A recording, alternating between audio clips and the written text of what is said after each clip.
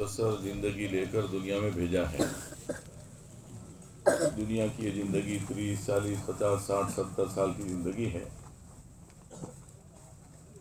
اور اس دنیا کی زندگی کا مختصر ہونا پہلے دن پہلا سبق ہم سب کو دے دیا تھا۔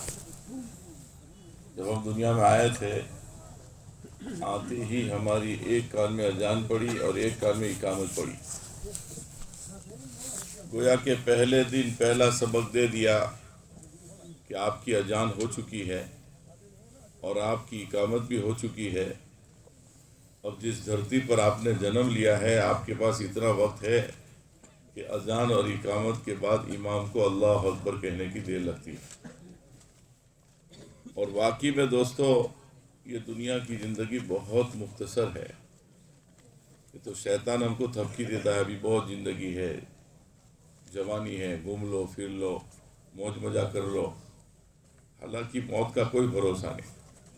خود امام الانبیاء، محبوب کبریا، سرکار دو عالم حضرت محمد الرسول اللہ صلی اللہ علیہ وسلم یہ فرماتے تھے کہ میں پانی کا گلاس ہاتھ میں لیتا ہوں تو مجھے یقین نہیں ہے پہلے گلاس منہ پر پہنچے گا کہ پہلے ملک الموت پہنچے گی۔ ایک جگہ پر یوں فرمایا، ایک سلام پھیرنے کے بعد دوسری سلام پھیرنے کا یقین نہیں ہے۔ دنیا کی زندگی بہت مختصر ہے۔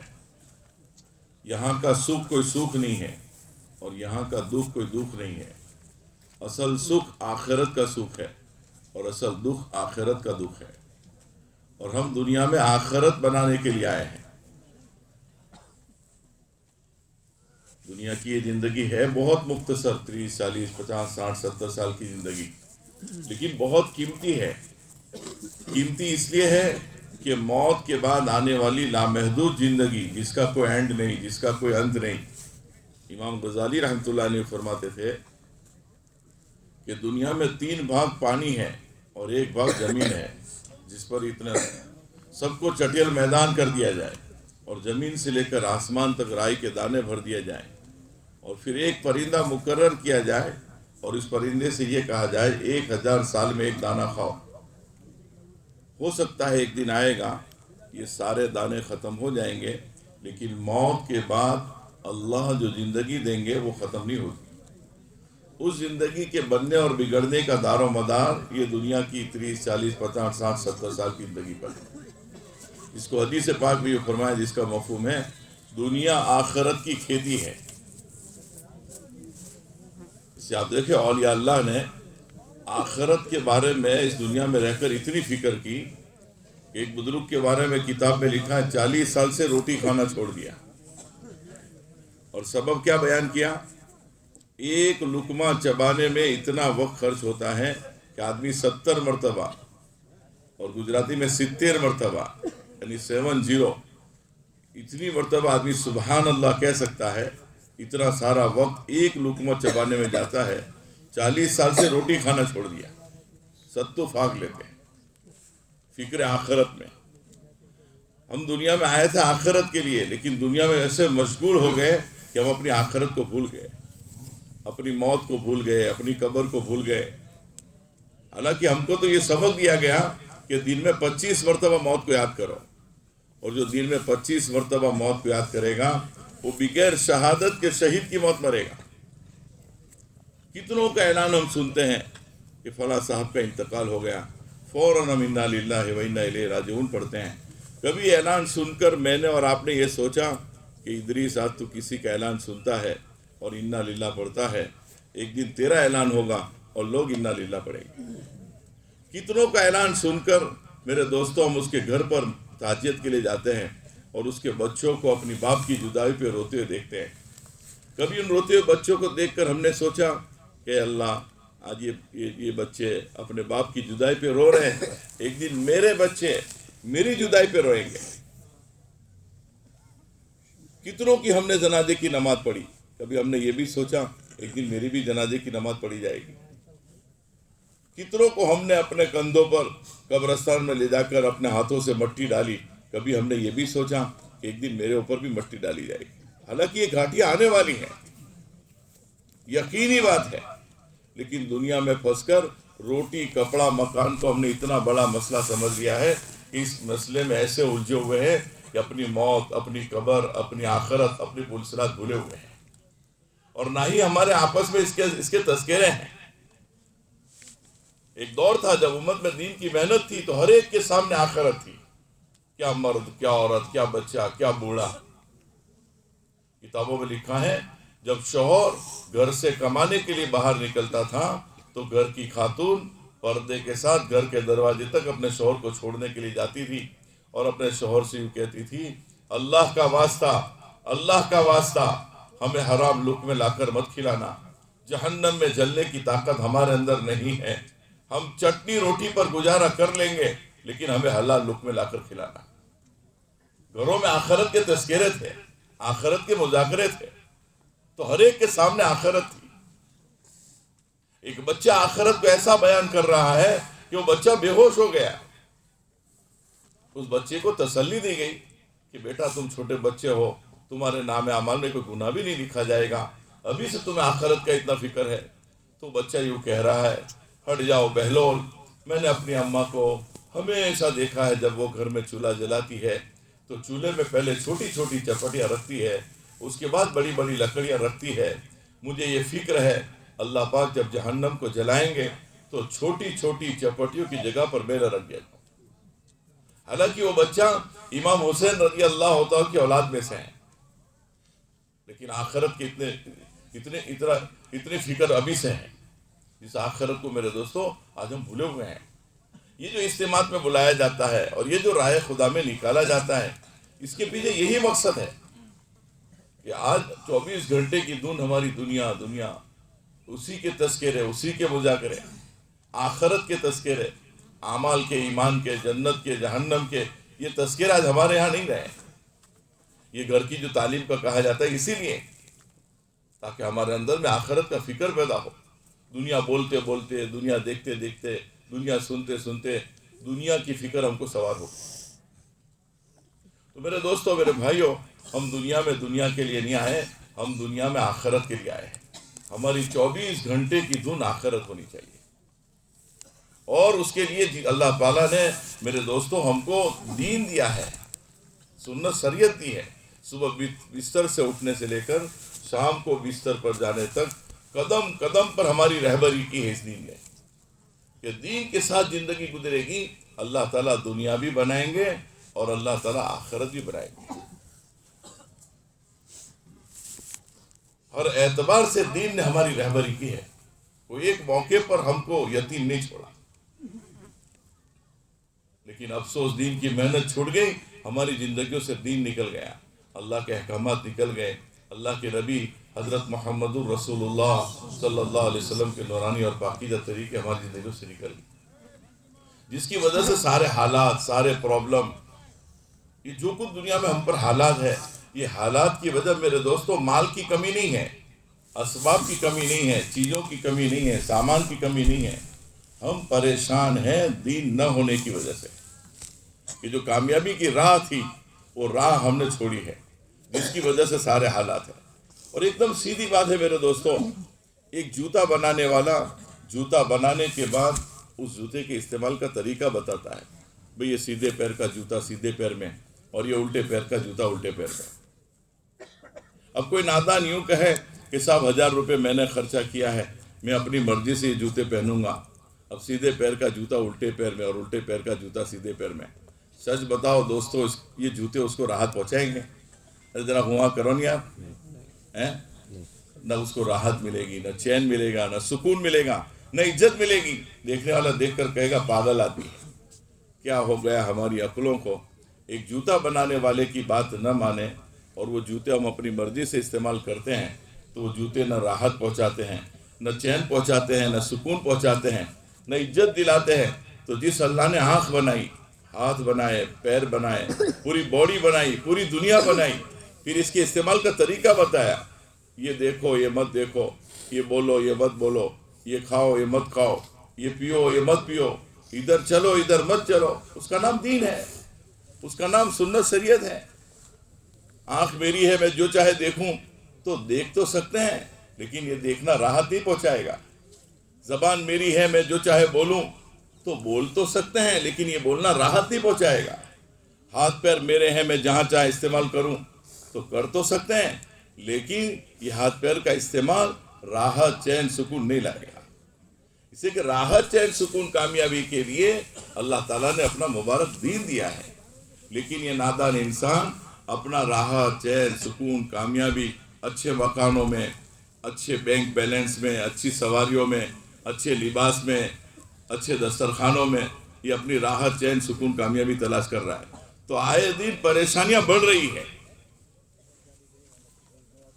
اس سے وہاں ہے ہی نہیں اور یہ نادان وہاں تلاش کر رہا ہے، تو کہاں سے ملے گا؟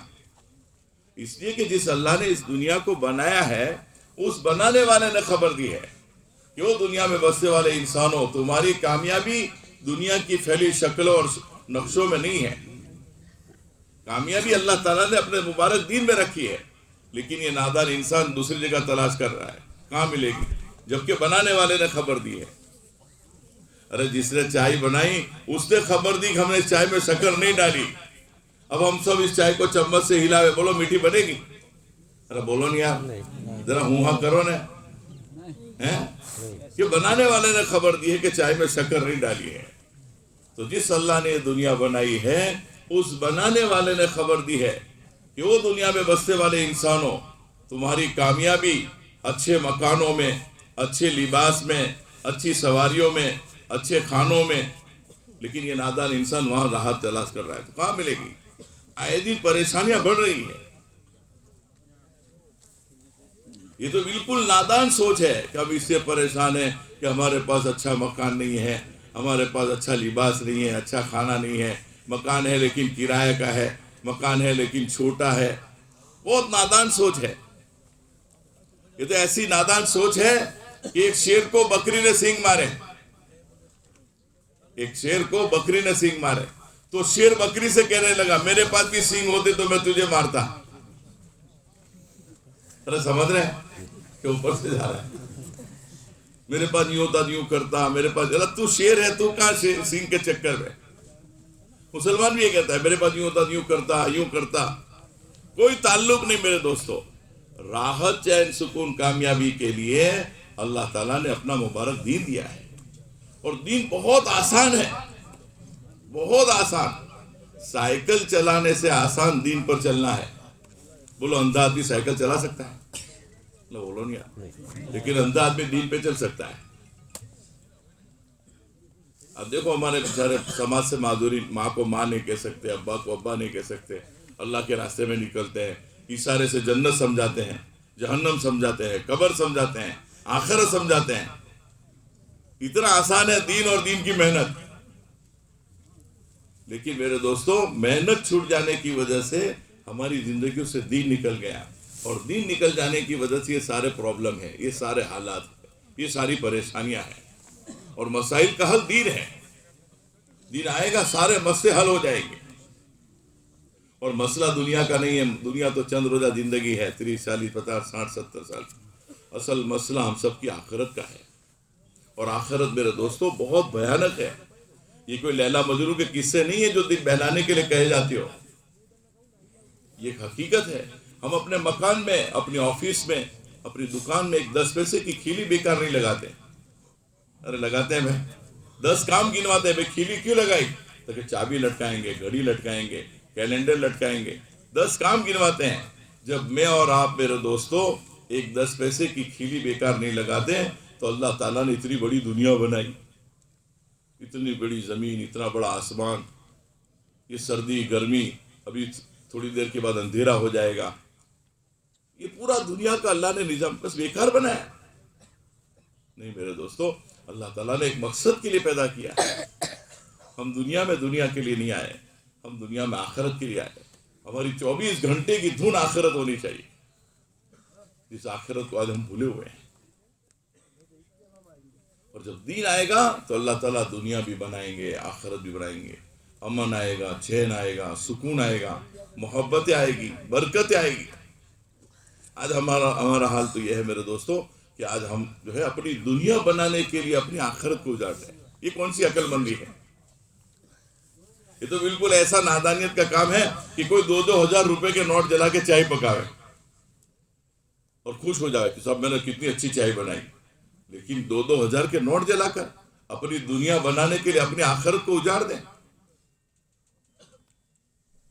نماز چھوڑ کے کما رہے ہیں, اللہ کے حکم توڑ کے کما رہے ہیں. اب یہ کمائیاں کہاں سے راحت لائے گی, کہاں سے چین سکون لائے گا؟ جو دنیا نماز چھوڑ کے کمائی جائے گی وہ دنیا گھروں میں راحت نہیں لائے گی, چین نہیں لائے گی, سکون نہیں لائے گی, محبت اور برکت نہیں لائے گی. وہ دنیا پھر گھروں میں لڑائیاں لائے گی, جھگڑے لائے گی, ساس بہو میں جھگڑے, دیرانی جیٹھانی کے جھگڑے, میاں بیوی کے جھگڑے, اولاد نافرمان ہوگی.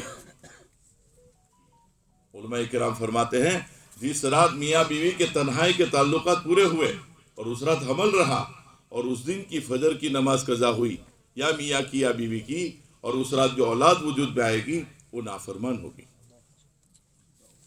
اب لوگ بیچارے اپنے اولاد سے کتنے پریشان ہیں, اور وجہ کیا ہے کہ جس دن اس کا وجود تھا اسی دن اللہ کا بہت بڑا حکم توڑا گیا ہے. تو ہم میرے دوستوں جو پریشان ہیں یہ مال اور سامان کی کمی سے نہیں, ہم پریشان ہیں دین نہ ہونے کی وجہ سے, کہ ہماری زندگیوں سے دین نکل گیا, اللہ کے احکامات نکل گئے, اللہ کے نبی علیہ الصلوۃ والسلام کے طریقے نکل گئے, اور شیطان نے ہم کو دھوکے میں ڈال دیا. تو دیندار ہے, کوئی نماز پڑھ کر, کوئی روزہ رکھ کر, کوئی تسبیح تلاوت کر کے, کوئی حج عمرہ کر کے.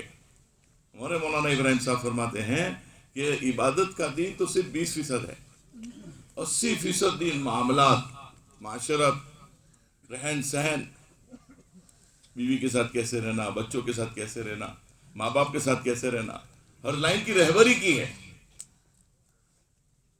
کہ والدین کے سامنے اوف کہنا, اوف یعنی گجراتی میں فرمایا یہ حرام ہے. حضرت علی رضی اللہ تعالیٰ فرماتے ہیں اس سے بھی کوئی ہلکا لفظ ہوتا تو اللہ اس کو بھی حرام کر دیتے. اوف کہنا, جس نے اپنے ماں باپ کو محبت بھری نگاہ سے دیکھا, ایک مقبول حج کا ثواب.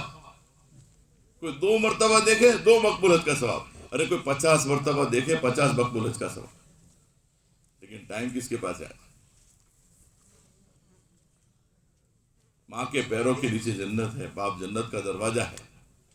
باپ کی رضا اللہ کی رضا ہے, باپ کی ناراضگی اللہ کی ناراضگی. ہر لائن کی رہبری کی گئی ہے ہماری دین میں, ہماری سنت شریعت میں. لیکن میرے دوستوں محنت چھوٹ جانے کی وجہ سے وہ دین زندگیوں سے نکل گیا, اور وہ دین نکل جانے کی وجہ سے یہ سارے مسائل ہیں.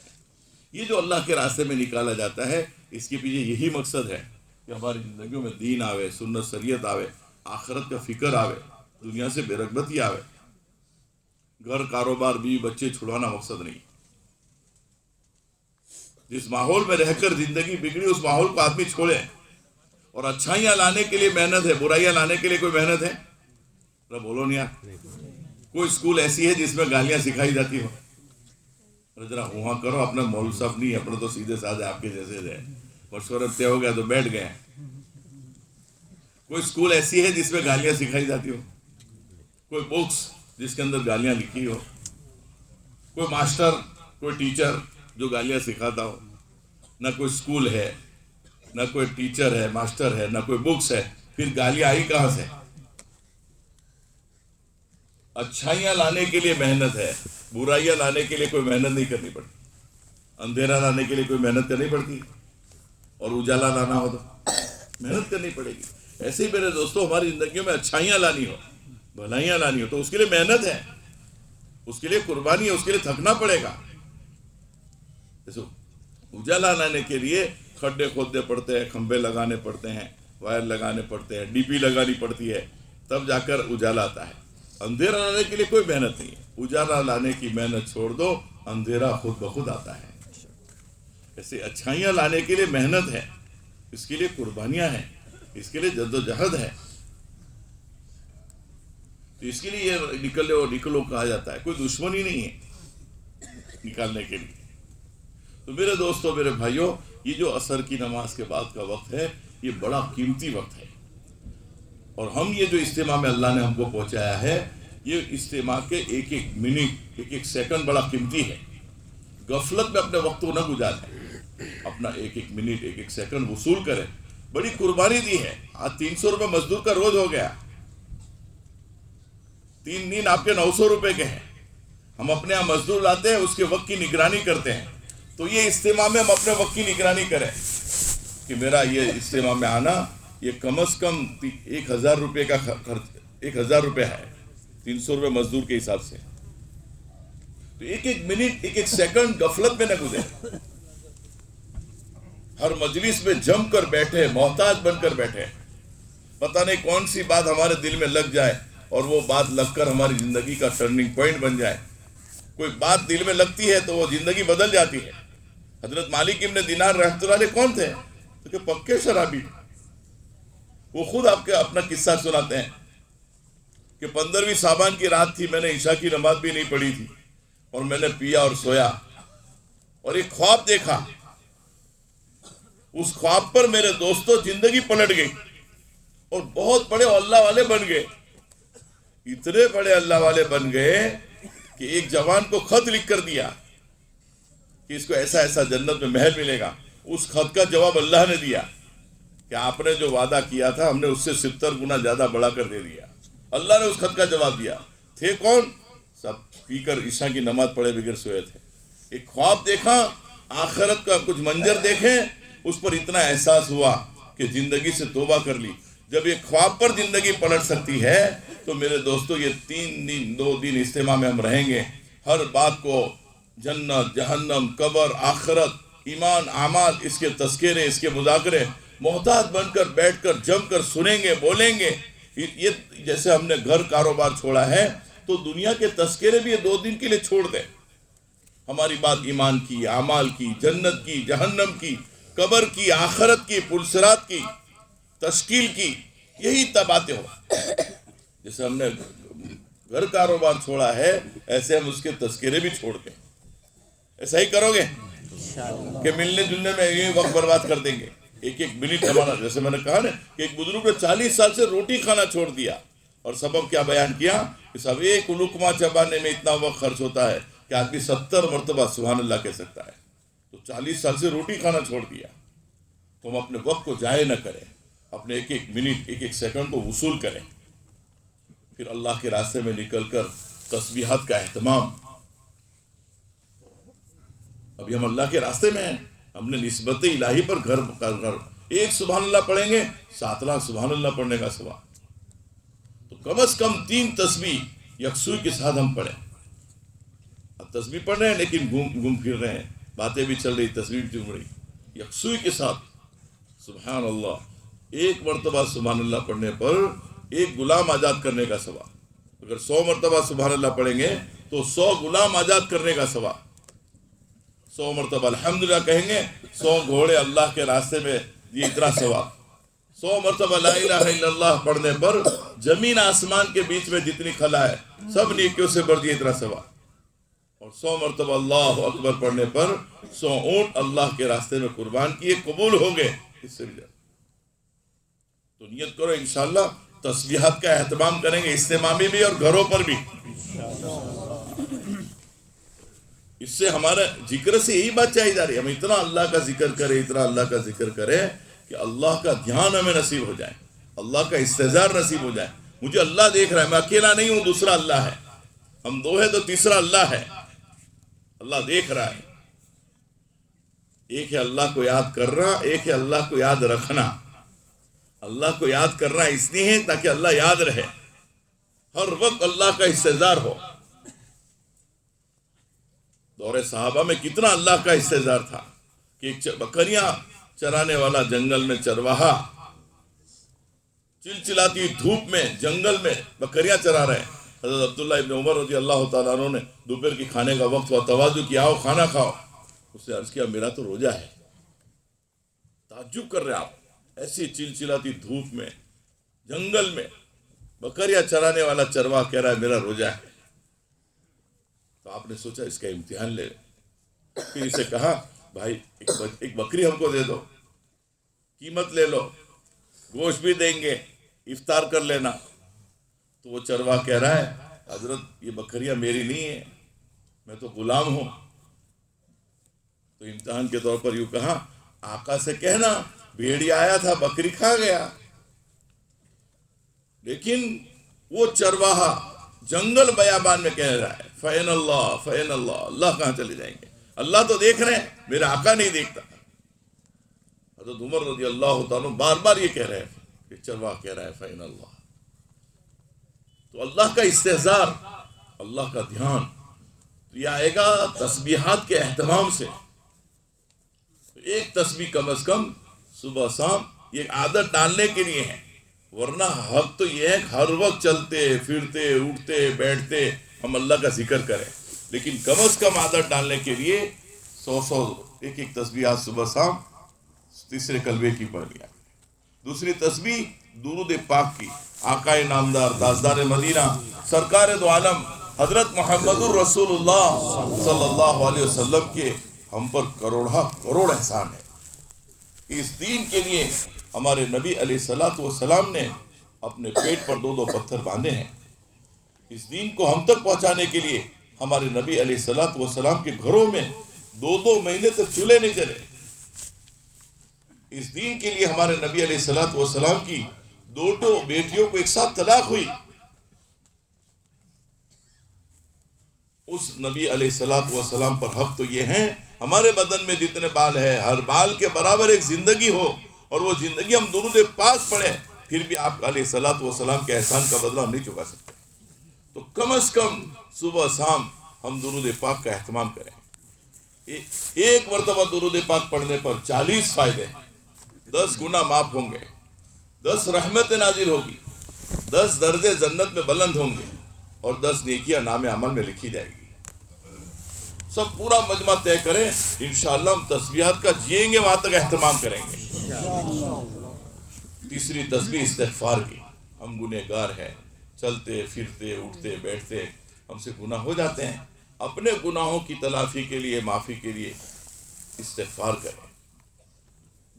اللہ کو وہ بندہ بہت پسند ہے جو توبہ اور استغفار کرتا ہے. تو اپنے گناہوں کی تلافی کے لیے ہم استغفار کریں. دوسری بات میرے دوستو، یہ جو موقع محل کی دعائیں ہیں یہ بھی اللہ کا ذکر ہے. دعا ہم نے بچپن میں سیکھ تو لی مدرسے میں، لیکن پڑھی کہ نہیں.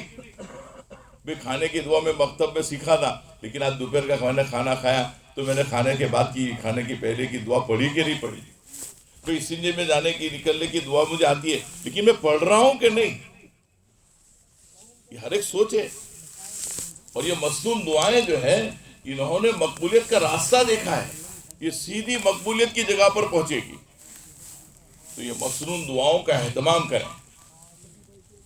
حدیث پاک کا مفہوم ہے کوئی آدمی گھر سے نکلتے وقت یہ دعا پڑھ لیں، بسم اللہ توکلت علی اللہ لا حول ولا قوت الا باللہ. علماء کرام فرماتے ہیں ایک فرشتہ اس کے لیے دعا کرتا ہے، اس کی مغفرت ہو گئی، یہ جس مقصد میں لے جا رہا ہے اس کو کامیاب ہوگا. کتنی بڑی فضیلت. فرشتے اس کے لیے دعا کریں. تو یہ کہ مصنون دعاؤں کا موقع محل کی جتنی دعائیں ہیں ان دعاؤں کا بھی اہتمام کریں. روزانہ 1 پارہ کم از کم تلاوت کا اہتمام کریں. صرف الف لام میم پڑھنے پر 30 نیکیاں. تو اگر 1 پارہ پڑھیں گے، 2 پارے پڑھیں گے تو کتنی نیکیاں ہوگی. تو کم از حافظ قرآن کے لیے علماء کرام فرماتے ہیں روزانہ 3 پارے تلاوت کا اہتمام کریں. عوام کے لیے 1 پارہ تلاوت کا اہتمام.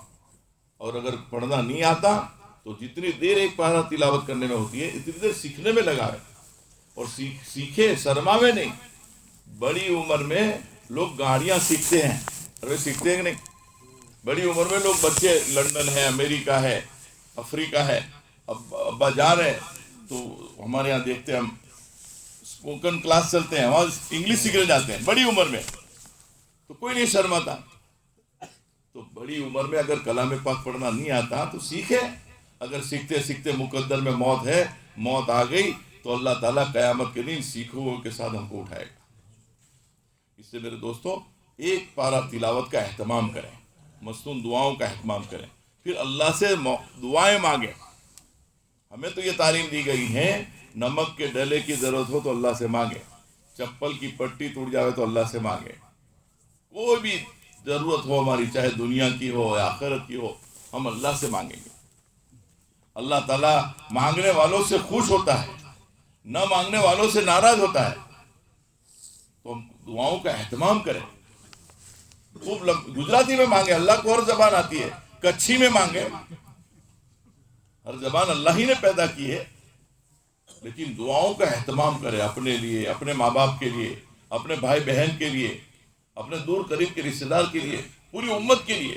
علماء کرام یہ فرماتے ہیں، کسی نے دعا میں اتنا کہا اللہم اغفر لی وللمؤمنین والمؤمنات والمسلمین والمسلمات، یہ اپنی زبان میں کہہ دیا، اے اللہ دنیا میں جتنے مسلمان مرد عورت ہیں سب کی تو مغفرت فرما، تو ایک مسلمان کے بدلے میں ایک نیکی ملے گی۔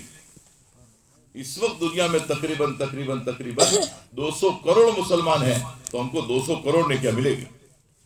سب نیت کرو، ہم دعاؤں کا بھی اہتمام کریں گے۔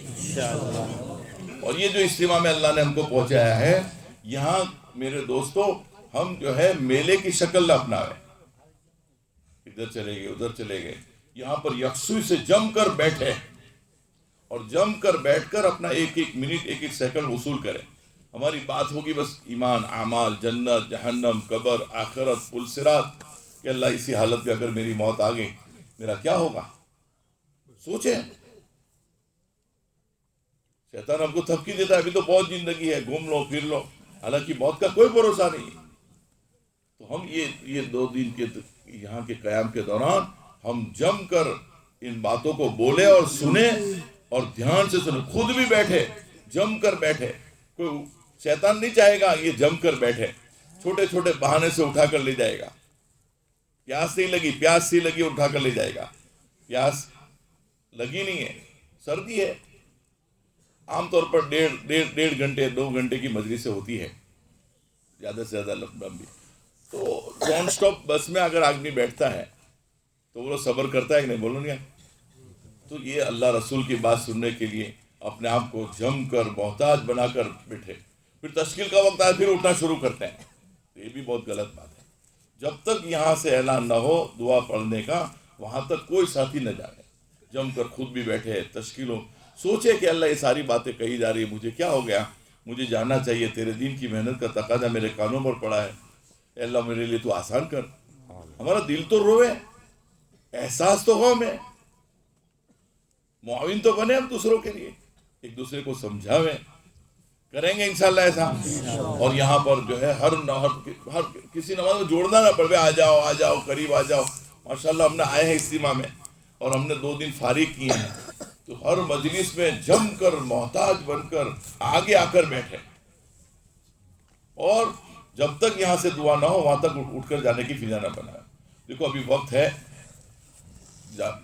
مجلس پوری نہیں ہوئی، میں بھی اپنی جیب سے تسبیح نکالتا ہوں، آپ بھی اپنی جیب سے تسبیح نکالو اور 3 تسبیح پڑھ لو، ایک 15-20 منٹ لگتی ہے، 15، پھر اس کے بعد اپنی ضرورت سے فارغ ہونے کے لیے جاؤ۔ ویسا ہی کرو گے کہ چلے جاؤ گے؟ اللہ تعالیٰ ہم سب کے لیے آسان فرمائے۔ تسبیح نکالو، پوری کر لو۔